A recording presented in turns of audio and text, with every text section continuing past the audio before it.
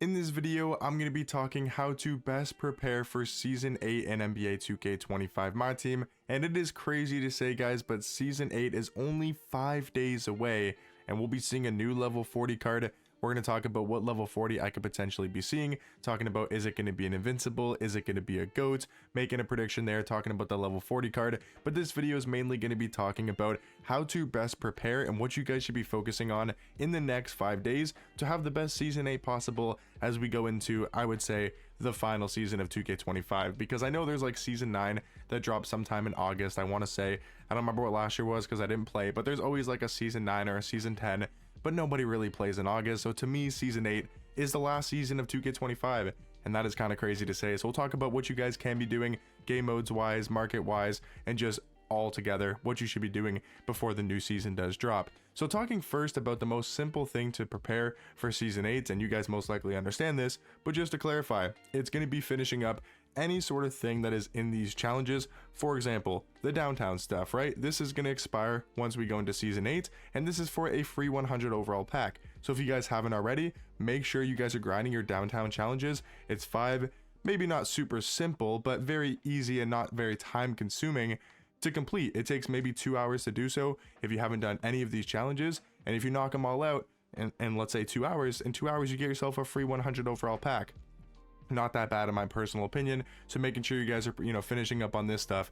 If you're grinding for the NBA draft #1 picks exchange, making sure you guys are doing this, before the new season does roll around. And we'll talk more about the NBA draft, festival and stuff here in a second. When it comes to the event pieces and the exchanges, we'll talk about that more here in a second. But then it comes down to, again, the very obvious stuff. Making sure if you guys are close to any of the game mode rewards, making sure you guys are finishing those up. So if I was close to, let's say, 200 wins, let's say I was at 185 wins in the triple threat park, I want to make sure I'm getting to 200 wins to get my 50,000 MT. Or if you're close to the 400 wins, making sure you guys are knocking that out, right? Same thing for triple threat. If maybe you're close to 50 wins, I could go get another Hall of Fame badge, but I don't particularly care about that. So try to find stuff that, if you've been grinding game modes all season, if you're close to that, making sure you guys are knocking it out before we go into Season 8, because obviously it's going to expire. So for example, I can go play 7 more clutch time games and get myself 5,000 MT.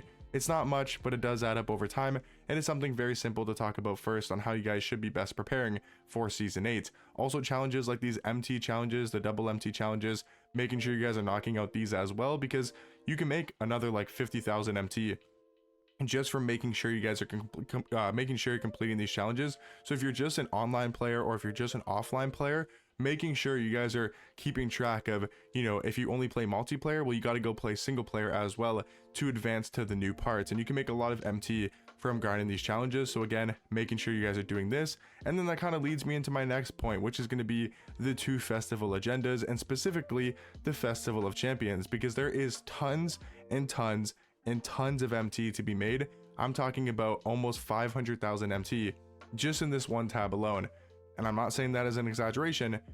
There is about 500,000 MT to be made in this one single tab. The way I break it down, if you guys don't know, I have so many videos talking about it, so many people understand this, but a GOAT piece does downgrade to diamond pieces for 150k. You can take your GOAT piece, you downgrade it all the way to diamonds, you quick sell your diamond pieces, and it gets you 150k per GOAT piece. So that's 150k right here.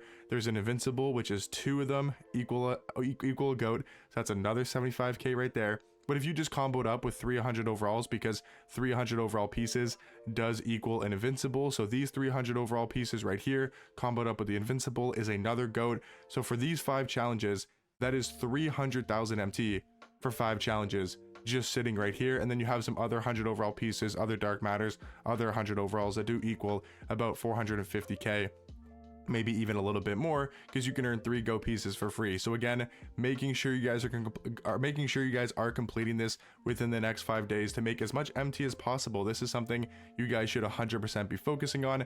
And also with the new NBA draft challenges, there's not as much to do. There's only single player and multiplayer challenges, and of course the King of the Court as I'm recording this video, but there's not really too much to be grinding in the NBA Draft Festival. But making sure the Festival of Champions, you guys are staying on top of that and getting that done within the next 5 days to make the most MT possible. And that kind of leads me into my next tab. I want to talk about the next challenges screen, and this is something that is not going to expire right going into the new season. Actually, I don't know, actually. This might expire. So we are going to be seeing game 7 tomorrow, right? Game 7 of the NBA Finals is between the Thunder and Pacers. I'm sure you guys are probably keeping up with it. And after that game, whoever wins, let's just say it's the Thunder, just as an example, let's say the Thunder win, right? We are most likely going to be seeing that Tuesday the Invincible Shea drop. Or let's say if they give it to Shea or they give it to Chad, whoever they give it to, right?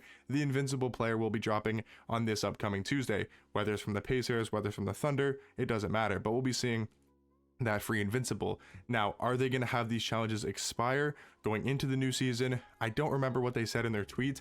I don't remember if they said it expires at the end of season 7, but just make sure if you guys want that free Invincible, you guys are keeping up on your challenges. I got to do that on the no money spent. I got to try to get these 2 Galaxy Opal challenges done, this Crusoe challenge done, and this J-Dub challenges done as well, because again, you want to make sure you're getting your free Invincible. If you guys haven't started it already, maybe you don't want to do all of the grinding, but if you've completed a lot of the pink diamonds and Galaxy Opals, and let's say you're pretty far ahead, you know, you guys just want to make sure that you're grinding this before the new season comes out, because again, I'm not 100% sure if it will roll into season 8. Usually this stuff in this tab doesn't roll into the new season, so usually all of these challenges reset. So that's why I think it's probably going to reset, or not reset, but it's probably going to, you know, go away and it's never going to come back once we go into season 8, but I could be wrong. Maybe because it's the playoff stuff, they'll keep it going into the new season, but just making sure you guys are keeping up with that and obviously grinding it out. In the weekly challenges, there's nothing really in here that is all that good. I mean, I guess if you want some season 6 packs, I guess you could be grinding these challenges out and see if you pull anything good, but realistically, you're not going to get anything worth your while. So those are all the challenges you guys should be doing to prepare for season 7, or sorry, for season 8 in season 7. And of course, making sure you guys are trying to get to level 40 if you can. If you're close to, let's say, level 37, make sure you get your 99 plus pack. If you're close to the Legend Badge or the MT, or if you're close to Willis Reed right at level 30, making sure you guys are grinding out your make sure you're grinding out your XP. And that's something, again, I got to do on the no money spends before season 8 does roll around. I don't know if I'm going to get level 40, but I'm going to try to get as high as possible. Maybe try to get to at least level 37 to get that free Dark Matter pack.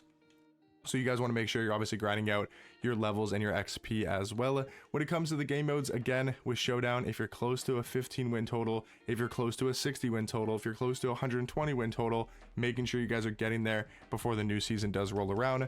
Same thing for, you know, salary cap. If you guys have been playing salary cap, making sure you're knocking out however many points you want to get for that specific shadow prize piece you need. And that's about it. I mean, domination, it's going to be here into the new season. We'll have to see what the new domination is going to look like. I hope it'll be for an invincible card, but realistically it's going to be for a dark matter. And for the level 40, I think it's going to be a goat card. That would be my guess. I do think it's going to be a goat. For the guess, I have no idea, to be honest, of who it's going to be, but I do think we'll be seeing a goat card as level 40. And then guys, the last thing I really want to talk about has to do with the festival exchanges and has to do with the also has to do with the market. We'll talk about the 2 festivals, but mainly the NBA Draft Festival. So as you guys know, this festival is only lasting a week, so you only have 5 more days, well, 5 days and 22 hours to obviously go ahead and complete these challenges, you know, to get the event pieces and making sure you guys are grinding as many pieces as possible, getting your free 100 overall, sorry, not your 100 overall, getting your free GOAT piece tomorrow on Sunday is going to be very, very crucial to making MT or getting whatever players or whatever you guys want. Just make sure you're doing it before the new season does roll around. And then the last thing I want to talk about is going to have to do with the auction house, because the auction house in season 8, once we get into July and once we start seeing, you know, go cards galore, once everybody has full 100 overall invincible and go teams, the market does drop quite a bit. So what I could recommend you guys do is maybe not today, but potentially Sunday or Wednesday is going to be really good buying opportunities. Selling opportunities. We'll have to see what they do this upcoming week when it comes to the when it comes to the next set, because usually they drop the next set the day of the draft, and I want to say the draft is next Wednesday. So I do think we'll probably be seeing the next set this upcoming Wednesday. So that's not going to be a great time to sell because the market should crash.